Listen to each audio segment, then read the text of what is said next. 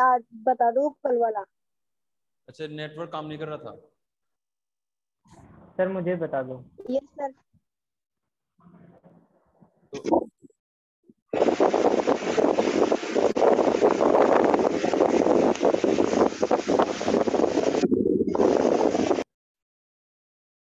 देखो, कल वाला वापस स्टार्ट करते हैं अपन, एक बार कल वाला वापस पढ़ लेते हैं। कई बच्चों के समझ में नहीं आया था, इसलिए कल वाला वापस रीड कर लेते हैं। कल पढ़ा था अपन ने, क्या पढ़ा था कल? तान। तान। अरे वो तो हो गया था कंप्लीट। अपन अपन पढ़ते हैं सड़ांग। सड़ांग एक बार वापस देख लेते हैं। वैसे कल मैंने बताया था इसके बारे में, लेकिन कई बच्चे आज ही जुड़े हैं और कईयों के कल समझ में भी नहीं आया था, तो दोबारा देख लेते हैं एक बार। देखो, सड़ांग एक ग्रंथ है जिसका नाम है कामसूत्र। एक ग्रंथ है जिसका नाम है कामसूत्र। इस कामसूत्र में सड़ांग का एक चैप्टर दिया गया है पूरा। एक चैप्टर है कामसूत्र में सड़ांग का पूरा। उस चैप्टर को जयपुर के एक पंडित जी थे जिनका नाम था पंडित यशोधर। पंडित यशोधर, इन्होंने क्या किया कि इसमें से जो चैप्टर था सड़ांग का, उस चैप्टर को उठाकर एक पूरी किताब बना दी और उस किताब का नाम लिखा जय मंगला। जय मंगला, ठीक है। मतलब सड़ांग का जो पूरा टॉपिक है वो कामसूत्र में था, तो उस कामसूत्र का एक चैप्टर था, उस चैप्टर को पूरे को निकालकर उसने यह चैप्टर की पूरी कॉपी करके और एक दूसरी किताब बना दी जिसका नाम लिख दिया जय मंगला। और किसने बनाई? यशोधर ने। पंडित यशोधर ने वो किताब बना दी। बस इतना याद रखना है आपको। यहां तक कोई दिक्कत है किसी को? No sir. अच्छा, चलो आगे बढ़ते हैं। इन्होंने जो जयमंगला में लिखा, वो जयमंगला में क्या लिखा? एक श्लोक के माध्यम से, एक श्लोक के माध्यम से इन्होंने क्या किया? सड़ांग को समझाया था। वो श्लोक एक बार मैं फिर से लिख देता हूं। देखो, श्लोक का नाम था रूप भेदाः प्रमाणानि भाव लावण्य योजनम सादृश्य वर्णिका भंग इति चित्र सड़ंगकम। ये लिखा इसमें। और ये लिख के, जैसे अपन अपने को ये संस्कृत वगैरह नहीं पढ़नी है इसमें। आप सोचो कि यार ये तो क्या है, ये संस्कृत का मैटर आ रहा है क्या? ऐसा कुछ भी नहीं है। अपने को सिर्फ चित्रकला से संबंधित ही पढ़ना है। और चित्रकला से संबंधित भी वही जो बहुत ज्यादा इंपॉर्टेंट है, वही अपन ऑनलाइन में पढ़ेंगे। बाकी नहीं पढ़ेंगे, जो बहुत ज्यादा इंपॉर्टेंट होगा वही पढ़ेंगे। ठीक है, तो देखते हैं। देखो इसमें क्या हुआ, इन्होंने एक श्लोक लिखा और श्लोक के माध्यम से, इस श्लोक का ही पूरा चैप्टर था वो, इस श्लोक का ही पूरा चैप्टर था। तो श्लोक में क्या लिखा कि रूप भेदाः प्रमाणानि भाव लावण्य योजनम सादृश्य वर्णिका भंग इति चित्र सड़ंकम। कि चित्रकला के 6 अंग होते हैं। चित्रकला के सड़ंग, सड़ंग का मतलब होता है 6 अंग। 6 अंग मतलब चित्रकला के 6 अंग ऐसे होते हैं जिनके बगैर किसी एक श्रेष्ठ चित्र का निर्माण नहीं, श्रेष्ठ चित्र का निर्माण नहीं किया जा सकता। जिनके बगैर, अगर ये आपने काम में नहीं लिए हैं तो आप एक श्रेष्ठ चित्र का निर्माण भी नहीं कर सकते। और श्रेष्ठ चित्र का निर्माण कब करेंगे? जब आपको ये पूरे सड़ांग याद हो जाएंगे। तो अपने को तो चित्र बनाने हैं, काम भी करना है। अगर चित्रकला सब्जेक्ट लेंगे तो अपने को काम भी करना है। देखो, आज जितने भी बच्चे जुड़े हैं उनसे मैं यही कह रहा हूं, अगर आपको चित्रकला सब्जेक्ट लेना है तो आप रोज क्लास लें। डेली क्लास लें, जिससे कि आपको चित्रकला से संबंधित मैटर तैयार होता रहेगा और आगे जो भी अपना मैटर क्लियर होता जाएगा वो आगे आपको पढ़ना नहीं पड़ेगा ज्यादा। जैसे ऑफलाइन क्लास स्टार्ट होती है, आप स्कूल में आते हो तो आपने जो मैटर पढ़ाया भी वो आपको पढ़ना नहीं पड़ेगा, ठीक है। जो नहीं जुड़ रहे हैं फिर वो ड्राइंग सब्जेक्ट लेंगे तो उनको बाद में पढ़ना पड़ेगा। तो आप लोग रेगुलरिटी बनाए रखें, रोज क्लास लें, रोज क्लास लें, जिससे कि आपको समझ में आता रहे, ठीक है। तो उसने लिखा रूप भेद प्रमाणानि भाव लावण्य योजनम सादृश्य वर्णिका भंग इति चित्र षडंगम, और यही चित्रकला के 6 अंग हैं। तो इनके बारे में उन्होंने बताया कि इनके बारे में पढ़ना जरूरी है। तो देखो इसमें 6 अंग कौन से हैं? रूप भेद, प्रमाण, भाव, लावण्य, योजना, सादृश्य और ये वर्णिका भंग, ये 6 इसके मुख्य बिंदु हैं। तो अपन पहले बिंदु को वापस उठाते हैं, वापस इसमें बात करते हैं। देखो रूप भेद, रूप भेद को स्टार्ट करते हैं। तो रूप भेद क्या होता है? देखो वापस मैं पूरा वापस वैसे के वैसे बता रहा हूं आप लोगों को, हालांकि मैंने कल पूरा बता दिया था इसकी डिटेल, लेकिन वापस वैसे के वैसे बता रहा हूं मैं आप सबको। तो इसको आप अच्छे से कंठस्थ याद करेंगे। अब जो भी मैटर होगा उसको कंठस्थ याद करेंगे, क्योंकि ऐसे फिर रोज रोज एक ही टॉपिक को नहीं पढ़ा पाएंगे अपन, सही है ना। तो इसको आप अच्छे से याद कर लेंगे। रूप भेद क्या होता है? रूप भेद का मतलब होता है दो रूपों के मध्य भेद स्पष्ट करना। एक सेकंड रुकना आप लोग। दो रूपों के मध्य भेद स्पष्ट करना ही रूप भेद कहलाता है।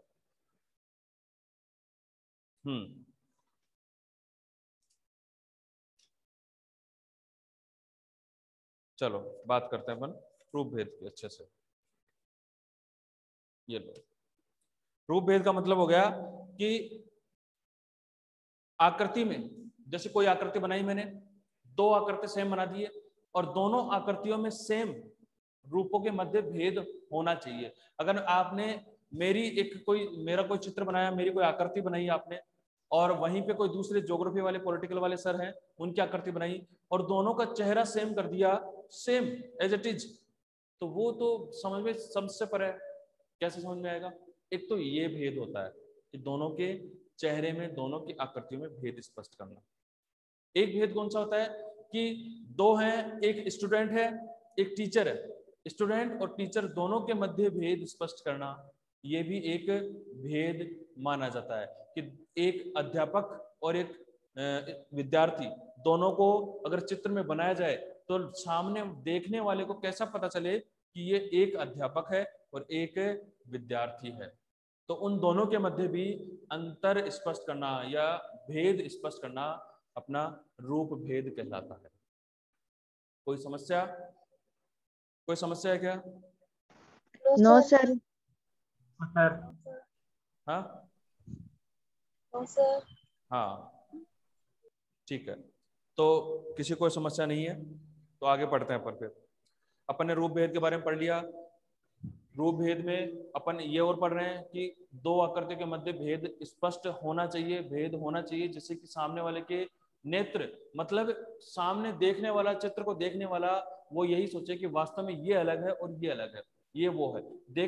चित्र को देखते ही वो समझ जाए, वही होता है रूप भेद। फिर आता है प्रमाण।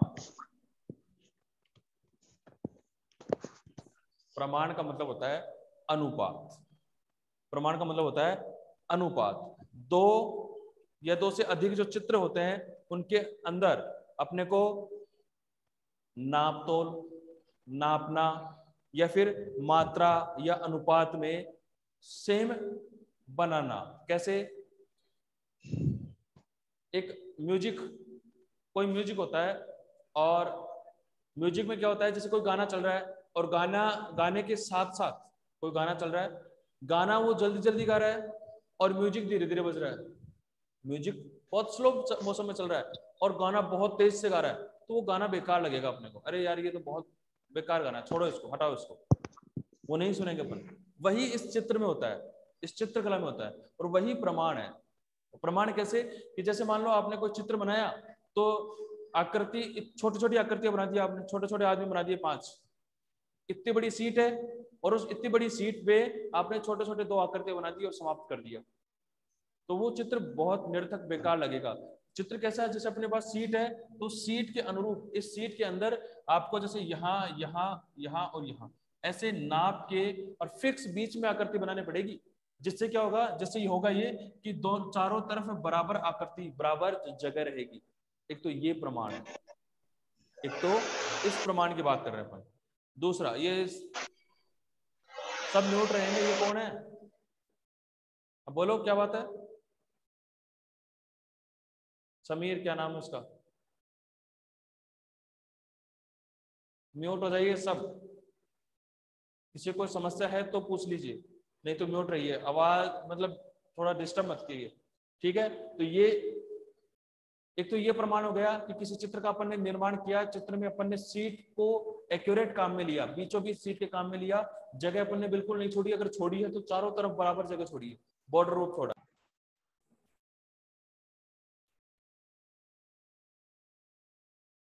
हाँ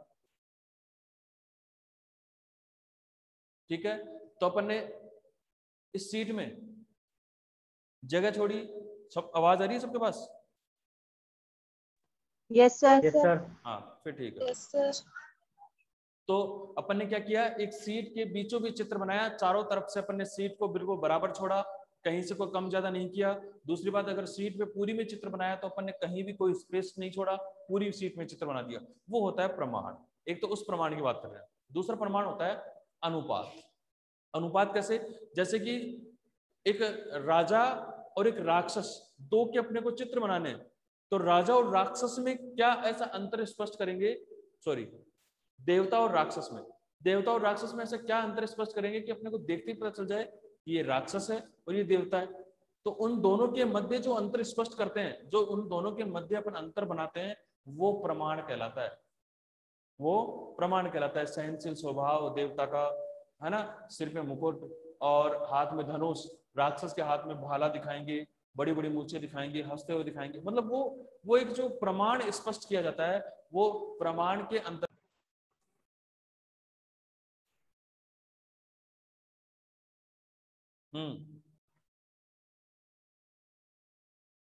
आवाज आ रही है? क्या हो रहा है बार यस बार? सर। Yes sir.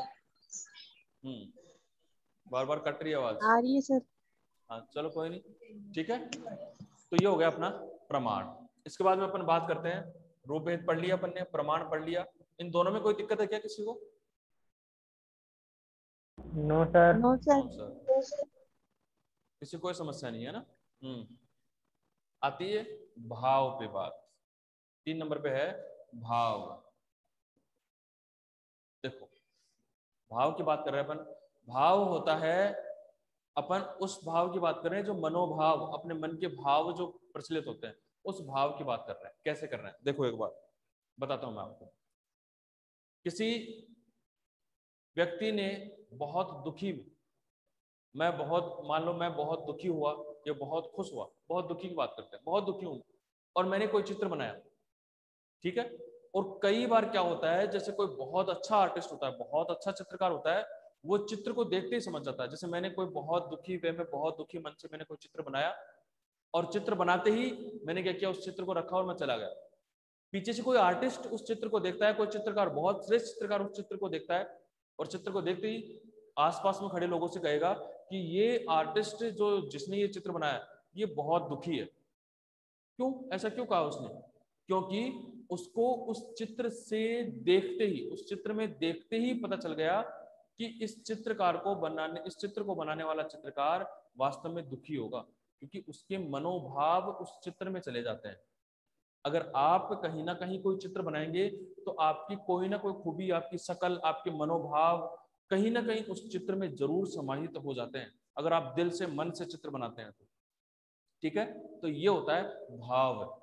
भाव का मतलब हुआ कि किसी भी व्यक्ति को अपन जो जिस अंदाज में चित्र बनाते हैं, जिस अंदाज में चित्र बनाते हैं अपन, उस व्यक्ति के मनोभाव उसमें समाहित होना, विचार, राग, तरंग, आकांक्षा, ये सारे शब्द जो होते हैं, जैसे विचार, मेरे विचार क्या है, वो सारे विचार कहाँ समाहित हो जाते हैं? वो समाहित हो जाते हैं उस चित्र में। मेरी आकांक्षा, मेरी इच्छाएं क्या है, वो सारी उस चित्र में समाहित हो जाती हैं। ये सभी भाव के ही पर्यायवाची होते हैं, भाव ही। ठीक है, भी कैसे एक चित्र में जैसे मैंने एक चित्र बनाया, एक चित्र का निर्माण कर दिया मैंने, उस चित्र को बनाकर मैं कह रहा हूं कि ये एक रानी का चित्र है, और वो रानी बहुत खुश, आपको ऐसे देखते ही ऐसा लगेगा कि ये रानी बहुत खुश है। ठीक है, अगर आपको ऐसा लग रहा है, इसका मतलब कहीं ना कहीं इस चित्र को बनाने वाला चित्रकार भी मन में खुश है, प्रफुल्लित है, हल्की सी मुस्कान है। देखो, एक चित्रकार था जिसका नाम था लियोनार्डो दा विंची। इस चित्रकार ने एक चित्र बनाया था। उस चित्र का हास्य क्या था, उस चित्र का मतलब क्या था? अगर आप उस चित्र को देखोगे तो आपको लगेगा कि वो चित्र हंस रहा है। अगर आप दुखी मन से देखोगे तो आपको लग रहा है कि वो चित्र रो रहा है, और आप अगर हंस के देखोगे तो आपको लगेगा कि वो चित्र बहुत मुस्कुरा रहा है। ऐसा क्यों? क्योंकि उसमें मनोभाव ऐसे ही हैं। आप कई बार देखेंगे, किसी फोटो को देखकर आप पीछे की तरफ चलेंगे तो आपको लगेगा कि वो यार फोटो में अगर वो लेडीज है या जेंट्स है, वो मुझे देख रहा है। आप इधर चले गए, आप उधर चले गए, वो आपको देख रहा है। ऐसा क्यों भाई? वो 3D फैक्टर है, वो 3D फैक्टर रहता है, वो उसकी नजरें घूमती नहीं है, वो 3D दिखता है अपने को, कि वो इधर भी देख रहा है, मैं उधर जाऊं तो मुझे भी उधर भी देख रहा है। वो 3D फैक्टर होता है। तो कहने का मतलब, एक चित्र के अंदर भाव स्पष्ट तभी होंगे जब चित्रकार अपने मन के भावों से वो चित्र बनाएगा। इसका शाब्दिक अर्थ देखो, मैं आपको बताऊं, इसमें क्या होता है, रस सिद्धांत होते हैं। रस, श्रृंगार रस, हास्य रस, हंसने वाला, ठीक है, भयानक रस, क्रोध वाला, गुस्से वाला रस, ये होते हैं, ये सभी होते हैं। ठीक है, तो मन के जो विचार हैं, अपने मन के जो विचार हैं, उन विचारों को कुल मिला के, लास्ट बात बता रहा हूं भाव की, अपने मन के विचार जो होते हैं उनको किसी चित्र में बनाना, उनको किसी चित्र में समाहित करना ही भाव कहलाता है। कोई समस्या है क्या? No sir.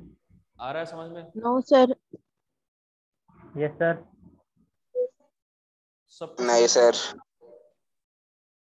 सबको समझ में आ रहा है? Yes sir. सर। अगर सबको समझ में आ रहा है तो रेगुलर क्लास लेना आज से। रेगुलर क्लास लेंगे तो आपको अच्छे समझ में आएगा। Yes sir. Yes sir. चलो आगे पढ़ते हैं। भाव तक हो गया अपना। फिर आता है लावण्य योजना। लावण्य योजना, देखो ये लावण्य योजना वाला जो टॉपिक है ना, ये इंटरेस्टिंग टॉपिक। देखो पहले आपने देखा होगा, एक गाना सुना होगा, मारवाड़ी गाना है, लावण के लागे भरबूटे। सुना है क्या? Yes sir. शाबाश, जिसने भी ये गाना यस सुना सर। है वो ये बताए, ये लावण क्या होता है? लावण क्या होता है? और किसके, भरबूटे का मतलब कांटे होते हैं, वो कांटे किसके लग रहे हैं? लावण क्या होता है? मैं बताता हूँ, देखो एक बार। रंगों में भेद स्पष्ट। हाँ क्या? घाघरे का नीचे का हिस्सा। हाँ, अरे वाह। जो पहले की औरतें जो घाघरा पहनती थी, उसके नीचे का हिस्सा होता था बहुत चौड़ा सा ऐसे, उसके ऊपर कांच के छोटे छोटे मनके से या फिर बेल बूटेदार नक्काशी की हुई होती थी उस पे। और वो नक्काशी वो इतना भारी होता था कि उस पे, क्योंकि उस पे डिजाइनिंग बनी हुई होती थी नीचे की तरफ, बहुत लास्ट में नीचे की तरफ किनारे पे, और वो इतनी चौड़ी और डिजाइन उस पे कांच के और ऐसे क्या बोलते हैं उसको, बेल बूटे बने हुए, नक्काशी करके धागे से बेल बूटे बने हुए, ये सब होते हैं उसमें। तो वो इतना भारी होता है जिससे कि उसको उसमें गाने में कहा जाता है कि इसके भरबूटा लगा। अब मतलब क्या हुआ इसमें कि लावण्य, लावण्य का मतलब होता है सुंदरता, इसका शाब्दिक अर्थ होता है सुंदरता। सुंदरता बढ़ाने वाला एक जो कार्य करता है वो लावण करता है, लावण। तो मतलब उस घाघरे की सुंदरता कहाँ रहती है? लावण में, और उस लावण में कांटे लगते हैं, तब वो उस गाने को बोला जाता है। ठीक है, तो अब क्या हुआ कि लावण्य क्या होता है? लावण्य का मतलब हो गया कि चित्र में किसी चित्र का निर्माण किया, जैसे यहाँ एक चित्र का निर्माण कर दिया, और इस चित्र का निर्माण करने के बाद में मैंने क्या किया, इसके अंदर डिजाइनिंग डाल दी। ठीक है, इसके अंदर कोई डिजाइन डाली। अब उस डिजाइन के अनुरूप अपन ने क्या किया, चित्र बनाया और चारों तरफ डिजाइन डाला। अब ये डिजाइनिंग से ये चित्र बहुत अच्छा लगने लग गया। इस डिजाइन से बनने के बाद में ये चित्र बहुत अच्छा बनने लग गया। ये कौन है, इसको म्यूट कर लो, महावीर म्यूट कर लो, आप म्यूट हो जाओ एक बार।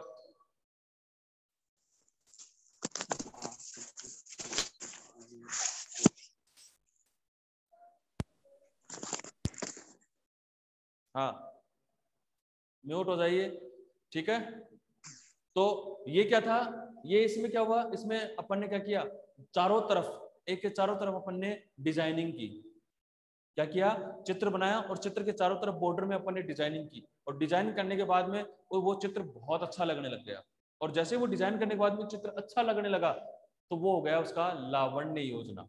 योजना का मतलब होता है तरकीब, ऐसी तरकीब लगाना जिसके अंतर्गत एक चित्र का निर्माण किया जाए और उस चित्र की सुंदरता और भी बढ़े, वही होती है लावण्य योजना। कोई दिक्कत है क्या यहाँ तक? No sir. No sir. सादृश्य। No sir. सादृश्य, सादृश्य का शाब्दिक अर्थ होता है के जैसा, उसके जैसा। कैसे, जैसे मैंने कोई फोटो देखी, किसी का चित्र देखा, और चित्र देख के, या जैसे मान लो कोई आप में से कोई स्टूडेंट मेरे सामने आया और मैंने उसको देखा, 1 मिनट 2 मिनट उसको गौर से देखा, उसके बाद में मैं घर गया और वैसा का वैसा चित्र बना दिया। घर पे जाके मैंने क्या किया, वैसा का वैसा चित्र बना दिया। अब वैसा चित्र बनाया तो क्या हुआ, सादृश्य हो गया, उसके जैसे हो गया, जैसा मैंने देखा था उसके जैसा ही वो चित्र हो गया। सही है, तो वो हो जाता है के जैसा। जैसे आपने कभी कहीं किसी जगह पे घूमने गए होंगे आप, और घूमने जाके क्या किया आपने, कि एक चित्र का निर्माण किया, वहां गए, देखा सब कुछ, घर आए और शाम को आपने उस चित्र का निर्माण किया, और फिर किसी फोटो से मैच किया कि अपन ने देखा था वहां उसकी फोटो है, उससे मैच किया, देखा तो लगा कि हाँ वाकई उसके जैसे के जैसा है, जैसा अपन ने देखा था, तो वो होता है सादृश्य। कि उसके जैसा, जैसा मैंने देखा था वैसे के वैसा चित्र बना दिया मैंने, तो वो होता है सादृश्य। कोई समस्या? No sir. पक्का? Yes sir. ठीक है, तो ये हो गया सादृश्य। अब आता है वर्णिका भंग। वर्णिका भंग, वर्ण का मतलब क्या होता है, कोई बता सकता है क्या? वर्ण क्या होते हैं? रंग। रंग, निखिल शाबाश। और कोई बता सकता है वर्ण का मतलब क्या होता है? और कोई बता सकता है वर्ण का मतलब क्या होता है?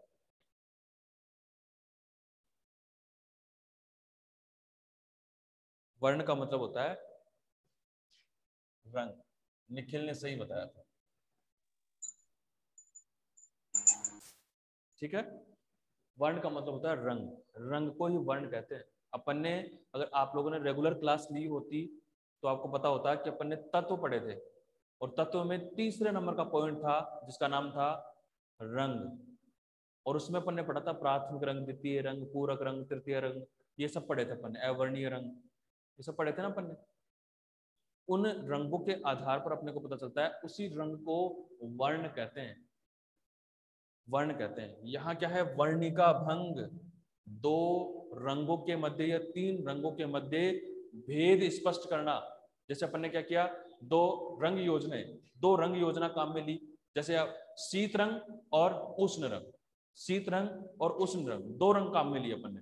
अब शीत रंग में क्या होता है, शीत रंग में क्या होगा कि ठंडे रंगों को काम में, जैसे जो आंखों को नहीं चुभे, हरा, नीला, बैंगनी, ये ऐसे कलर हैं जो सीधे आंखों को नहीं चुभते, जैसे लाल, पीला और नारंगी, ये रंग क्या होते हैं, ये आंखों को चुभने वाले रंग होते हैं। तो चित्रकला के 6 अंगों में रूप भेद, प्रमाण, लावण्य योजना, सादृश्य और वर्णिका भंग, ये 6 आपके क्या होते हैं, चित्रकला के 6 अंग होते हैं। इन अंगों के माध्यम से एक श्रेष्ठ चित्र का निर्माण नहीं किया जा सकता। तो रूप भेद में क्या होगा, 2 रूपों के मध्य भेद। प्रमाण में क्या होगा, 2 चित्र आकृतियों के मध्य अनुपात स्पष्ट करना। लावण्य भाव में क्या हुआ, चित्र बनाने के बाद उस चित्र में उस चित्रकार के मनोभाव स्पष्ट होना।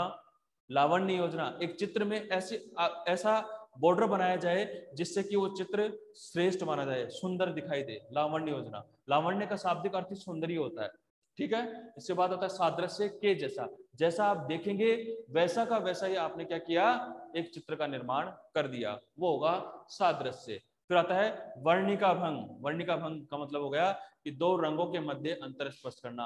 आपने एक चित्र के अंदर रंग किए और उन 2 रंगों के मध्य अंतर स्पष्ट या भंग डालना। जैसे एक ही रंग से आपने किसी चित्र को बना दिया तो वो श्रेष्ठ चित्र नहीं कहलाएगा। कैसे, जैसे आपने एक ग्लास बनाया, एक एप्पल बनाया, एक बुक बनाई, तो ग्लास में आप ग्रे कलर कर रहे हैं, एप्पल में आप रेड कलर कर रहे हैं, बुक जैसे आपको दिख रही है, जैसे बुक दिख रही है अपने को ब्लू, तो अपन ब्लू कलर कर रहे हैं। तो ऐसे अलग अलग कलर किया।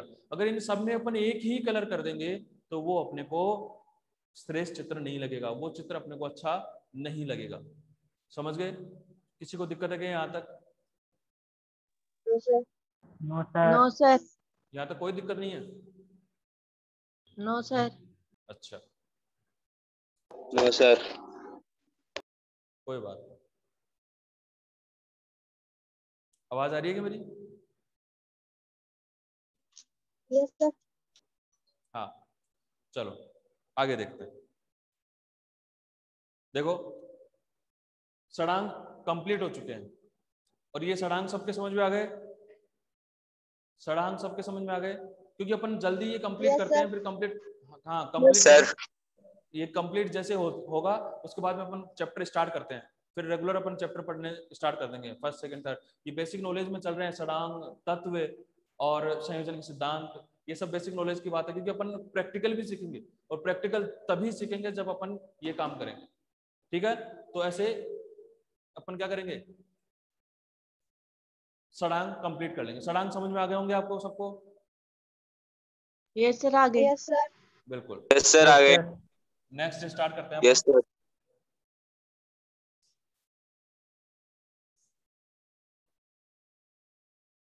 नेक्स्ट स्टार्ट करते हैं अपन। नेक्स्ट है संयोजन के सिद्धांत। यही है क्या? हाँ सर, यही है। संयोजन के सिद्धांत पढ़ेंगे अपन अब। और संयोजन के सिद्धांत तो आप लोग मेरे हिसाब से पढ़े भी होंगे क्योंकि मैंने लिखे थे मैं संयोजन के सिद्धांत। कोई नहीं पढ़ा होगा, अपन देखते हैं अभी। एक सेकेंड।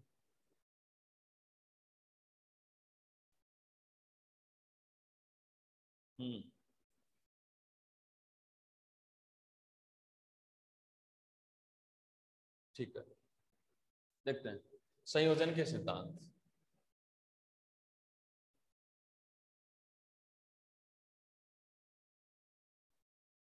संयोजन के सिद्धांत, संयोजन के सिद्धांत में क्या है?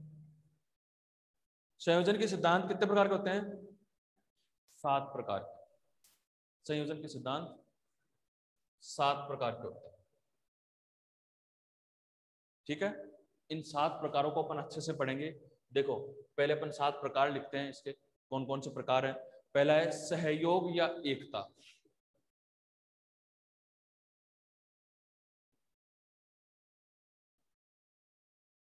आप रेगुलर क्लास में रहें जिससे कि आपको पता चलता रहे, एक दिन का मैटर हो रहा है ये।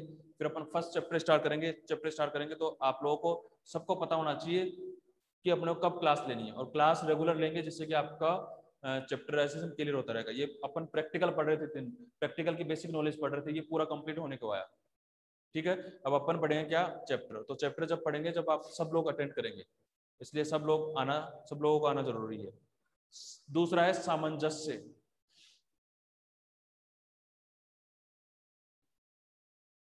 दूसरा क्या है? सामंजस्य। पहला है सहयोग या एकता, दूसरा है सामंजस्य, तीसरा है संतुलन,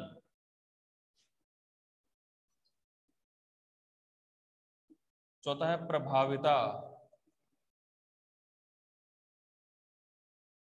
प्रभाविता। चौथा है प्रभाविता, फिर है प्रवाह है, और फिर है प्रमाण। प्रवाह है, प्रमाण, फिर है परिप्रेक्ष्य।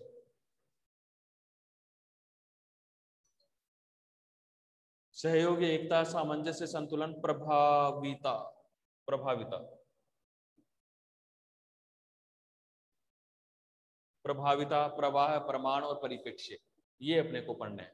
ये संयोजन के सिद्धांत है। देखो संयोजन के सिद्धांत है 7 प्रकार के होते हैं। 7 प्रकार में से सहयोग या एकता फर्स्ट प्रकार है, सहयोग एकता, फिर दूसरा है सामंजस्य, तीसरा है संतुलन, चौथा है प्रभाविता, पांचवा है प्रवाह है, चौथा है, छठवां है प्रमाण और सातवां है परिप्रेक्ष्य।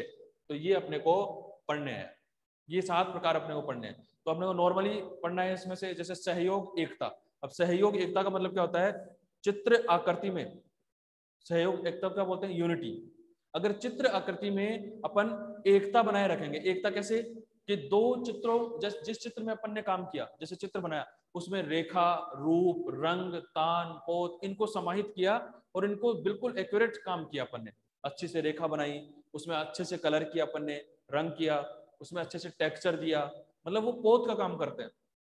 तो सहयोग या एकता चित्र आकृतियों के अंदर एकता दिखानी, जैसे 3 आकृतियां हैं तो तीनों में समरूपता दिखाना ही सहयोग या एकता कहलाता है।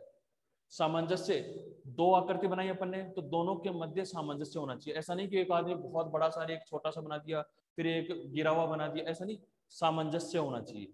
ठीक है। एक संतुलन, संतुलन का मतलब जैसे सीट है कोई, और सीट में क्या किया अपन ने, यहाँ चित्र बना दिया और इस पूरी सीट को खाली छोड़ दिया, तो ये नहीं, बिल्कुल मध्य में बनाकर इस सीट को पूरे को संतुलन में रखना, इस सीट को संतुलन में रखना, ये क्या होगा, संतुलन। फिर आता है प्रभाविता, प्रभाव उत्पन्न करना। प्रभाविता का मतलब हो गया प्रभाव उत्पन्न करना, चित्र के अंदर ऐसा प्रभाव उत्पन्न करना जिससे क्या होगा, चित्रकार, जैसे मान लो चित्रकार ने एक चित्र बनाया और उस चित्र में अपने खुद के प्रभाव, विचार डाले, ठीक है, और विचार डाल के उसने क्या किया,